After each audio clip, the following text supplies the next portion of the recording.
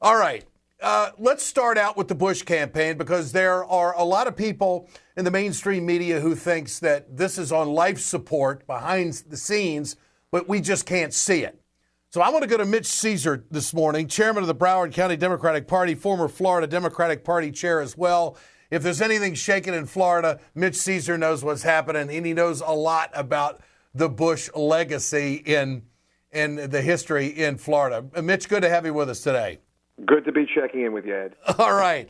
So behind the scenes, the story is that the Bush people can't believe that they're actually in this mudslinging contest with, of all people, Donald Trump, and they're trailing. And so now we're going to get Bush 2. In other words, a new Bush on the campaign trail. Maybe Bush pissed off or whatever, but he's really going to let him have it now. At least that's the narrative that's out there. Your response to what's unfolding and what his next move is? Well, the Bush, obviously met with mommy and daddy and big brother because the campaign's in big trouble. I guess he realizes low energy is not in for this cycle. He's in big trouble, and I think some of the trouble is his own making. He's running around. He's saying now, he said today or yesterday rather, that he could be doing a lot of other things other than just sitting around and being miserable, in effect, running for president. That's not the phrasing of a happy warrior. I view it as someone who's really basically pissed off. Yeah. Because I think there's an entitlement issue in his head. Oh, I got to address that. It just pours off him. He thinks because his daddy and his brother were president and he's a Bush, he could be able to just steamroll right to the nomination to be the next president of the United States. The sound cut you're talking about is this one right here. Here it is. If this election is about how we're going to fight to get nothing done, then I don't want any part of it. I don't want to be elected president to sit around and see gridlock just become so dominant that people literally are in decline in their lives. Okay, hold it right there. That is a very interesting statement, and we'll play the rest of the cut in a moment. Does that mean that if he's president of the United States that he is not going to allow all these filibusters in the Senate, that he is actually going to work with the Democrats, and that he is going to try to get something done with the ideologue who's going to be the new Speaker of the House, Paul Ryan? What do you make of that approach? That's almost something we haven't heard from Jeb Bush. What do you make of it? I think it's a very well-played strategy. He's trying to show that he could be the best general election candidate. He started off the campaign as the guy to beat. Now he's constantly losing. He's saying, I want to reach across the aisle. If I'm not going to be of any use, I don't want to do this. I think it's really interesting, though, because it's also a frustration. It's almost like a Saturday Night Live skit where they have the players, playing Bush and somebody else. And what it's really about is, the Bush actor might look at the camera, and it's really about saying, I can't believe I'm losing to these guys. Yeah. That's really how it's coming off.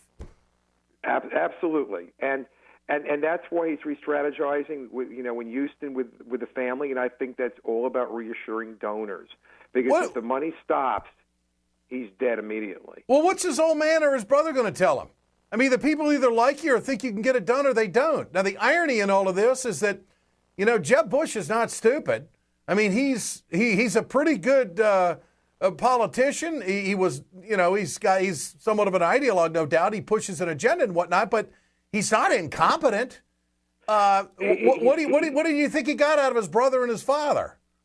I think it soothed the donors. It's a typical play in a lot of these campaigns where they show the commercials that are going to be coming up so the donors feel important, look at an advanced piece.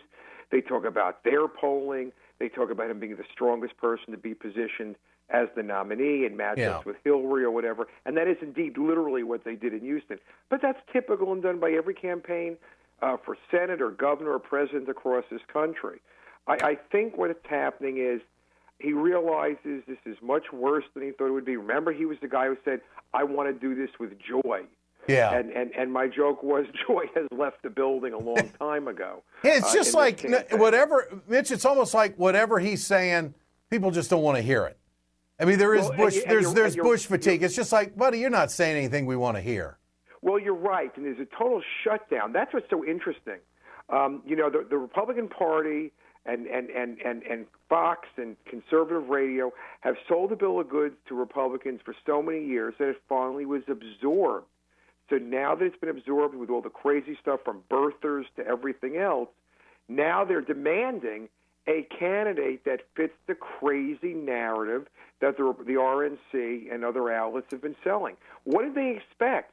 They didn't expect it would be absorbed. Well, now they're going to reap, what they've sown, and that's why Trump and Carson consistently, or the real far right folks, are consistently polling over 50%. Some polls over 60%. It's their own fault. So is it Jeb Bush even worthy of Donald Trump attacking him? Listen to Trump go after Bush and mock him. Here's a guy wants to run our country, and he can't even run his own campaign. So Bush has no money. He's cutting. He's meeting today with mommy and daddy, and they're working on their campaign. Okay, they're working. I mean, it's just, I got to hand it to Trump. That's entertaining. It's a new wave of political communication. It's a no back down thing, and it's basically saying, this guy Bush is a joke. Do you realize what a joke he is? I mean, that's the audio that I got out of Donald Trump on that. So he's trying to put the final nail in the coffin. Mitch, is it going to work? I don't think so, for a different reason. One thing that's very smart is we know Bush is very, very thin-skinned politically. He's out of practice. This isn't even a sharp elbow. This is just a little poke here and there to get a reaction, maybe goad him into a back-and-forth situation. My advice for Bush, and I'll say this, I've not said it anywhere before, I think Bush, based on polling and the way it's going, should skip Iowa. I don't think he has any chance. A new poll just came out, shows he's underwater. When they asked which person do you feel comfortable with, he was at 41% positive and 51% negative in Iowa. The question is, who could you see or not see supporting? Well, it's interesting. The latest report is he's going to spend a lot of time in New Hampshire and South Carolina. So, and I think he has to do that, and perhaps the most potent is, and it's his own creating, he better spend a lot of time in Florida. He is running third or fourth in Florida. And, the Florida legislature made it a winner-take-all state at his insistence to help him. If he loses Florida, South Carolina is not going to help him, because it's not only going to be a huge hit to the inevitability, which no one actually even believes now, but numerically, arithmetically, counting delegates. A lot of delegates in Florida, third biggest state in the country, winner take all. If a Trump or Carson wins, he's dead. And even worse, if Rubio wins. All right. We'll have you back to talk about Rubio on another day. Mitch Ceasar, always a pleasure. Great to have you with us. Great political. You bet. You bet. Our friend in Florida, Mitch Ceasar.